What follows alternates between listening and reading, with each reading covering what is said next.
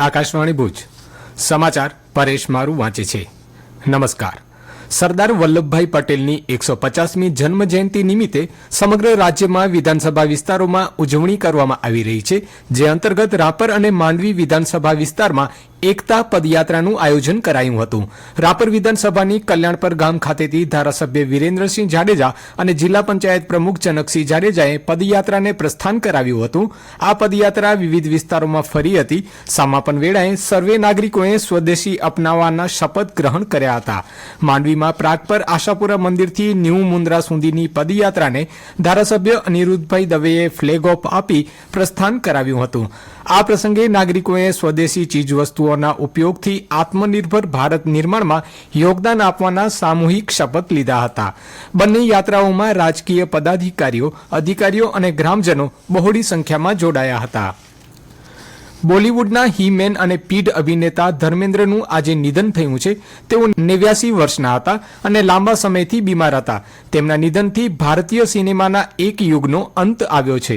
પંજાબથી સાધારણ શરૂઆતથી લઈ દિગ્ગજ ફિલ્મ કલાકાર બનવા સુધી સ્વર્ગીય ધર્મેન્દ્રનું જીવન જુસ્સા અને સિનેમાથી ભરપૂર રહ્યું. વર્ષ 1935માં જન્મેલા ધર્મેન્દ્રએ ફિલ્મ દિલ ભી તેરા હમ ભી તેરેથી ફિલ્મની સફરની શરૂઆત કરી. ત્યારબાદ શોલે, સત્યકામ, ચુપકે ચુપકે ગુલામી, મેરા ગાંવ મેરા દેશ, નોકર બીવી કા, આઈ મિલન કી બેલા, પ્રતિજ્ઞા, ધર્મવીર જેવી ફિલ્મોથી તેમણે પોતાના ભવ્ય અભિનયનો પરિચય આપ્યો. 6 દાયકાથી વધુની કારકિર્દીમાં તેમણે 300થી વધુ ફિલ્મોમાં કામ કર્યું.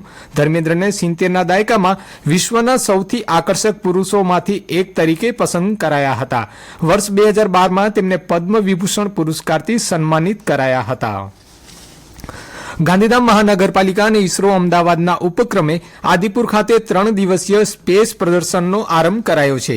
મ્યુનિસિપલ કમિશનર મનીષ ગુરવાણીએ જણાવ્યું હતું કે આ પ્રકારના કાર્યક્રમોથી વિદ્યાર્થીઓ અને જનતામાં વૈજ્ઞાનિક અભિગમ કેળવાશે અને વિજ્ઞાન અને ટેકનોલોજીમાં રસ કેળવાશે. પ્રથમ દિવસે ગાંધીધામ આદિપુરની વિવિધ શાળાના 2600 જેટલા વિદ્યાર્થીઓએ લાભ લીધો હતો. જાહેર જનતાએ પણ મુલાકાત લઈને આયોજનને બિરદાવ્યું હતું. આ પ્રદર્શન આવતીકાલ સુધી સવારે 9 થી સાંજે 5 વાગ્યા સુધી રહેશે. દેશમાં રોજગારીનું પ્રમાણ વધારવા અને યુવાઓને નવા રોજગારના અવસરોથી જોડવા માટે કેન્દ્ર સરકાર દ્વારા શરૂ કરાયેલી પ્રધાનમંત્રી વિકસિત ભારત રોજગાર યોજના અંગે માર્ગદર્શન અને માહિતી અંગે Gandhidham chamber of commerce and industries તથા EPFOના સંયુક્ત ઉપક્રમે ગાંધીધામમાં સેમિનાર યોજાયો હતો. આ પ્રસંગે ચેમ્બરના પદાધિકારીઓએ યોજના અંગે ફાયદા વિશે જણાવ્યું હતું. રાજકોટના રિજિયોનલ પ્રોવિડન્ટ ફંડ કમિશનર દ્વારા યોજનાના કાયદાકીય પાસા, અમલીકરણ પ્રક્રિયા અને ઉદ્યોગમાં મળતા લાભ અંગે માહિતી આપવામાં આવી હતી.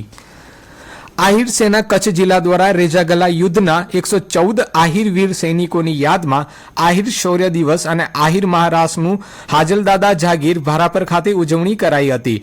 શૌર્ય દિવસ અને મહારાસ કાર્યક્રમ પૂર્વે બાઇક રેલી યોજાઈ હતી. રેલીમાં વિવિધ પ્રકારની ઝાંખી રજૂ કરાઈ હતી. ભારાપર જાગીર મધ્યે ધ્વજારોહણ, મહાઆરતી અને વીર આહિર શહીદોને વીરાંજલિ અને નિવૃત્ત આર્મી જવાનોને સન્માનિત કરાયા હતા. ત્યારબાદ જાગીર પરિસરમાં આહિર મહારાસ યોજાયો હતો. નખત્રાણા તાલુકાના ઉખેડા ગામે દાતાઓના સહયોગથી પ્રવેશદ્વાર, બસ સ્ટોપ તથા ચબૂતરાના ખાતમુહૂર્ત કરાયા હતા. બસ સ્ટોપના દાતા ઉખેડા સુરાણી પરિવાર, પ્રવેશદ્વારના દાતા જેઠા નથુ ભાદાણી અને સ્વર્ગવાસી લાલબાઈ અખઈ શિવજી ભાદાણી પરિવાર અને ચબૂતરાના દાતા સ્વર્ગવાસી પ્રેમજી વાલજી પોકાર, હસ્તે દિનેશ પોકાર, રમેશ પોકાર રહ્યા હતા. ગામના વિવિધ જ્ઞાતિના લોકો દ્વારા દાતાઓનું સન્માન કરાયું હતું. સરપંચ તુષારભાઈ ગોસ્વામીએ ગામના સારા કાર્યો થકી શોભા વધતા વિકાસમાં સહભાગી થવા બદલ દાતાઓનો આભાર વ્યક્ત કર્યો હતો. કચ્છમાં વિષમ વાતાવરણના કારણે સિઝનલ ફ્લૂનું પ્રમાણ વધ્યું છે. મિશ્ર હવામાનના કારણે તાવ, શરદી, પેટમાં દુખાવા સહિતના ઋતુજન્ય રોગોનું પ્રમાણ સતત વધી રહ્યું છે. તબીબોના જણાવ્યા અનુસાર સાદા તાવ અને શરદી સહિતના વાયરલ રોગોની સાથે સિઝનલ ફ્લૂના કેસો પણ જોવા મળી રહ્યા છે. સિઝનલ ફ્લૂમાં શરીરમાં કળતર, તાવ આવવો, માથું દુખવું જેવા લક્ષણો જોવા મળે છે. સિઝનલ ફ્લૂથી રક્ષણ મેળવવા માટે ઠંડકવાળા સમયમાં શરીરને પૂરતા પ્રમાણમાં ઢાંકીને બહાર નીકળવા, ખાનપાનમાં વિશેષ કાળજી રાખવા સહિતના આવશ્યક તકેદારીના પગલાં ભરવા તબીબો દ્વારા ઉપાયો સૂચવાયા છે. મતદાર યાદી સુધારણા અભિયાન અંતર્ગત રાપરમાં ફોર્મ ભરવાની પ્રક્રિયા ચાલી રહી છે. આ પ્રક્રિયામાં મતદારોને એકબીજાને મદદરૂપ થવા અપીલ કરવામાં આવી છે. ખાસ કરીને જે મતદારોને હજુ સુધી ફોર્મ મળ્યા નથી અથવા ફોર્મ ભરવામાં કોઈ મુશ્કેલી પડી રહી છે તેમને BLO દ્વારા સહાય પૂરી પાડવામાં આવી રહી છે. અને આ સાથે સમાચાર બુલેટિન પૂરું થયું. નમસ્કાર.